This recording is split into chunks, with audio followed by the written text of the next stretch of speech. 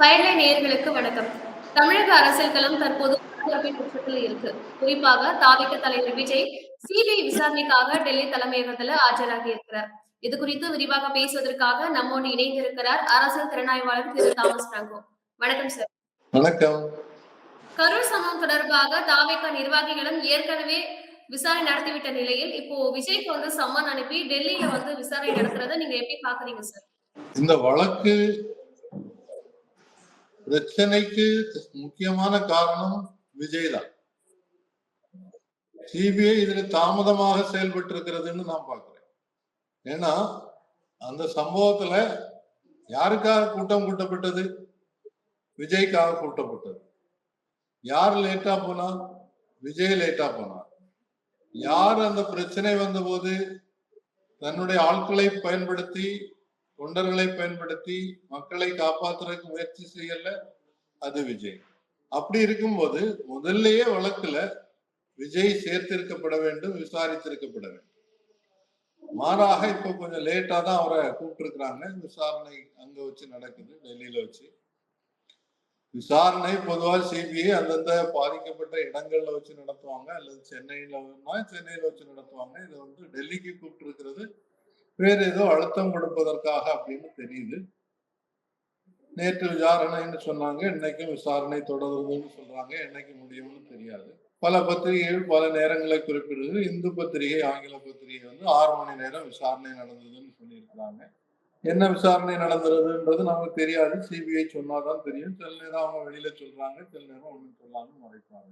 என்ன பொறுத்தவரை சிபிஐ இதை வந்து விஜயை பல விஷயங்கள்ல பாரதிய ஜனதாவுக்கு இணக்கமாக போக செய்வதற்காக அழுத்தம் கொடுத்து கொண்டிருப்பதாக பார்க்கிறேன். விஜய டெல்லியில தங்க வைக்கிறது மூலமா அங்கவர் அரசியல் ரீதியா பலரை சந்திக்கிறதுக்கு வாய்ப்புகளை ஏற்படுத்துகிறதா சார்? ஆமா, டெல்லியில தங்கி இருக்கும் போது அவர் 5 நட்சத்திர ஹோட்டல்ல தங்கி இருக்கிறாருன்னு சொல்றாங்க. தனி விமானத்தில் போய் சேர்ந்தார் அப்படின்னு சொல்றாங்க.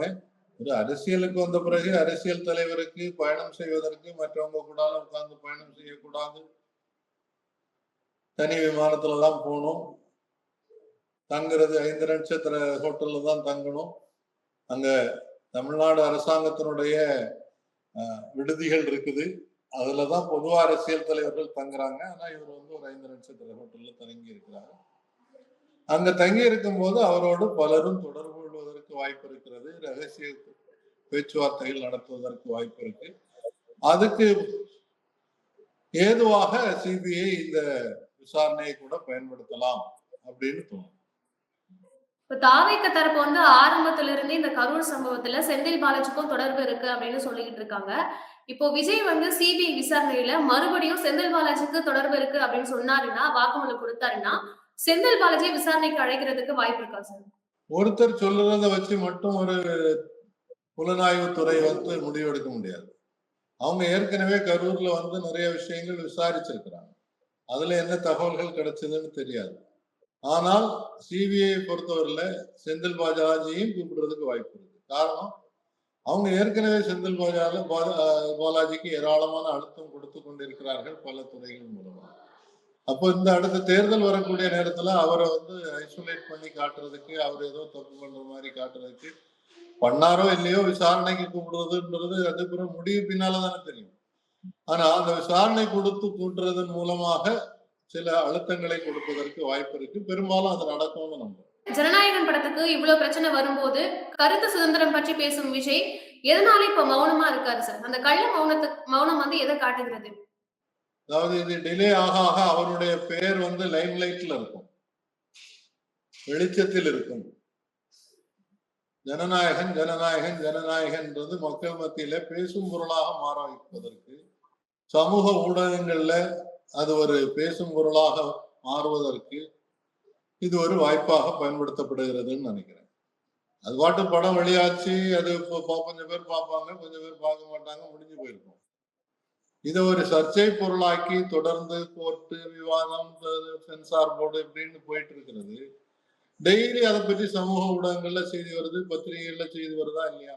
சோ அந்த மாதிரி ஒரு முக்கியத்துவத்தை கொண்டு வருவதற்கு இது பயன்படுத்தப்படுகிறதுன்னு நான் கருதுகிறேன்.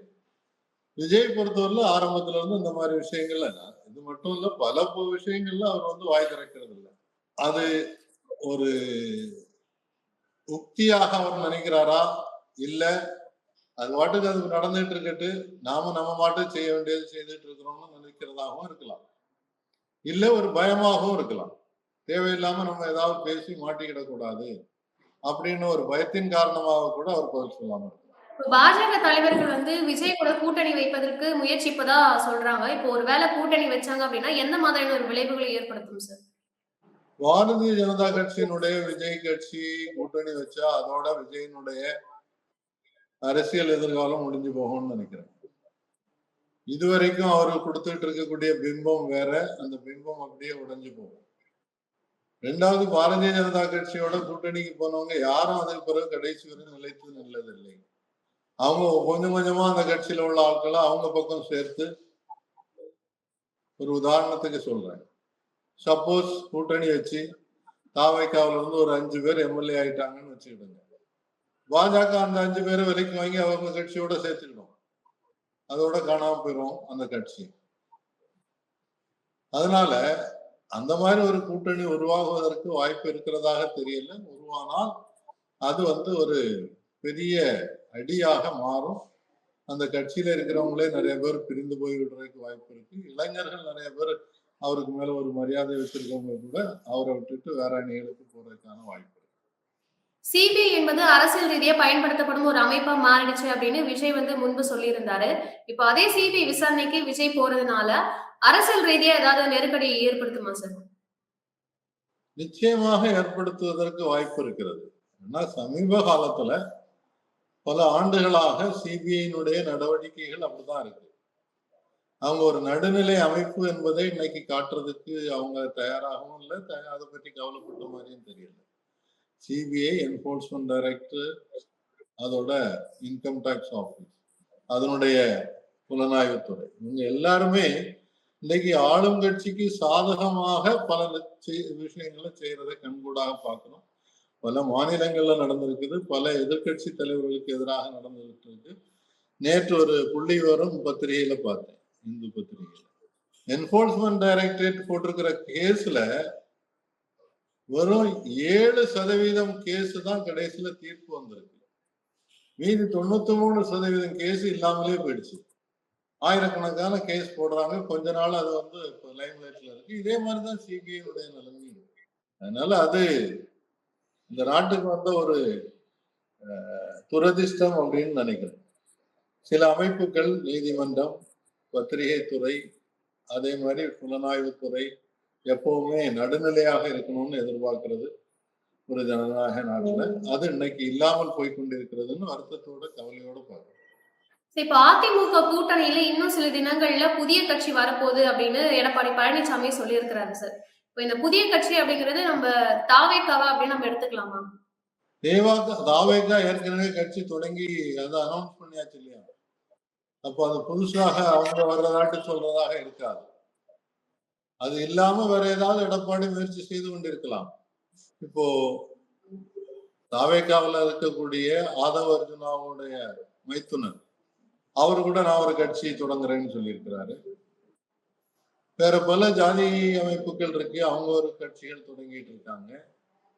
பாமக 2 பிரிந்து நிக்குது, அவங்க கூட அதுல ஒரு அணி தனியாக ஒரு கட்சி தொடங்குறதுக்கு வாய்ப்பு இருக்கு. இப்படி பல வாய்ப்புகள் இருக்கு. எடப்பாடி சொல்றத வச்சு உடனே வேற ஒரு கட்சி வந்துரும்னு நான் நினைக்கல. ஆனா வர்றதா இருந்தால் அது வந்து தாவேக்காவை பற்றி பேசுவதாக சொல்ல முடியாது. ஏன்னா தாவேக்கா ஏற்கனவே கொடி வச்சிருக்குது, மாநாடு நடத்தி இருக்குது, நாங்க ஒரு கட்சின்னு அறிவிச்சாச்சு. அதனால திருப்பி அவங்க புது கட்சி தொடங்குறதுக்கு அவசியம். பாஜக கொள்கை எதிரி அப்படின்னு அறிவிச்ச விஜய் கடந்த 1 மாதமா பாஜகவுடைய பெயரையே உச்சரிக்காமல் இருக்கிறாங்க. என்ன காரணம் சார்? ஒருவேளை இந்த சிபிஐ விசாரணை, இந்த ஜனநாயகன் படம் ரிலீஸ் சிக்கல்லாம் இருக்கு இல்லையா? சோ அதனால அவரு பயப்படுறாரா? நிச்சயமாக அவர் ஒரு பயந்தாங்கொள்ளிதான்றதை அவரே முன்னாலே நிரூபித்திருக்கிறார். மோடிகிட்ட போய் மன்னிப்பு கேட்டவர் ஒரு காலத்துல. அம்மையார் ஜெயலலிதா ஆட்சியில இருக்கும்போது அவங்க வார்னிங் கொடுத்தது, அவங்க வீட்டுக்கு போய் அவங்கள சந்திச்சு பல மணி நேரம் காத்திருந்து சந்திச்சு அவங்க முன்னால மண்டியிட்டு மன்னிப்பு கேட்டதாக பத்திரிகைகள்ல செய்திகள் வந்தது. சோ அதே மாதிரி இப்பவும் வந்து நம்ம இப்படி கட்சியெல்லாம் தொடங்கிட்டோம், அவசரப்பட்டுட்டோமோ, ஏதாவது பிரச்சனை வந்துருமோ, கரூர்ல இப்படி ஆயிடுச்சு, நமக்கு வந்து பாதுகாப்பு கேட்டோம், நமக்கு இந்த ஒன்றிய அரசு தான், உள்துறை அமைச்சர் தான் செக்யூரிட்டி கொடுத்திருக்கிறாரு. இன்னைக்கு டெல்லி போகும்போது கூட அவருக்கு செக்யூரிட்டி வந்து காவல்துறை ஒன்றிய செக்யூரிட்டி கொடுத்திருக்கிறாங்க, அதை கூட்டிட்டு தான் போறாரு. இப்படியெல்லாம் இருக்கக்கூடிய நேரத்துல நம்ம ஏதாவது சிக்கல்ல மாட்டி பிரச்சனை இருந்தோமோன்னு பயப்படுறாருன்னு நினைக்கிறேன். இன்றைய அரசியல் களம் குறித்து விரிவாக பகிர்ந்து கொண்ட திரு தாமஸ் பிராங்க் அவர்களுக்கு நன்றி. நன்றி, வணக்கம்.